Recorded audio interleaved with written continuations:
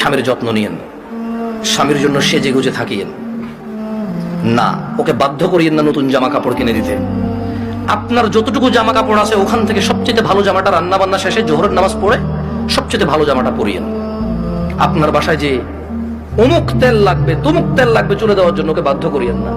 যেই তেল আছে চুলে যদি তেল দেওয়ার অভ্যাস থাকে ওখান থেকে একটু তেল নিয়ে মাথা আছড়াই নিয়েন। আর আপনার উপস্থিত যে জামা কাপড় আছে ওখান থেকে ভালো জামাটা পরিয়েন।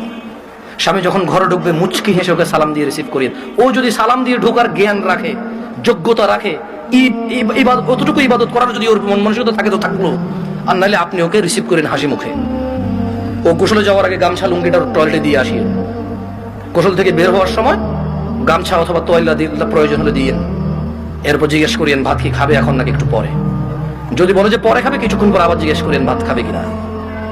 ও যদি পছন্দ করে যে ওর বাবা মা বোন এদের সাথে ভালো আচরণ করা যদি ও পছন্দ করে আপনার পক্ষ থেকে, আপনি ওর বাবা মা বোন এদের সাথে ভালো আচরণ করিয়েন। ওরা যতই কটু কথা বলুক আপনি ওর বাবা মা বোনের বিরুদ্ধে ওর কাছে বিচার দিয়েন না। যদি ও পছন্দ না করে বিচার, একটু সহ্য করিয়েন। যখনই আপনাকে বিছানাটাকে যাবেন, কখনো রাগ করে বাপের বাড়ি চলে যাবেন এটা বলবেন না। ও যদি আপনাকে বলে এবার তো অনেকদিন হয়েছে যাও না, দু একদিন ঘুরে আসো, সমস্যা নেই, তোমার বাবা মাও তো তোমাকে দেখেন অনেকদিন।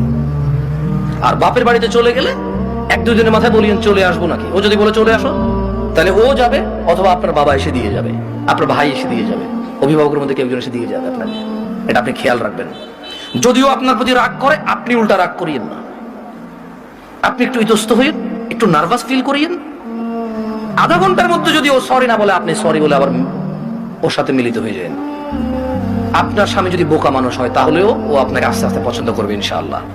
আর যেই স্বামী ভালো সেই স্বামী সবসময় চিন্তা করে আমার বউটা যদি একটু কটু কথাও বলে, ও যদি একটু কর্কশ হয়, ও কোনো পুরুষের সাথে কথা বলে না, চরিত্র নষ্ট করে না, এমন মহিলা রেখে দেওয়া যায়, ওকে পোষা উচিত, যত্ন করা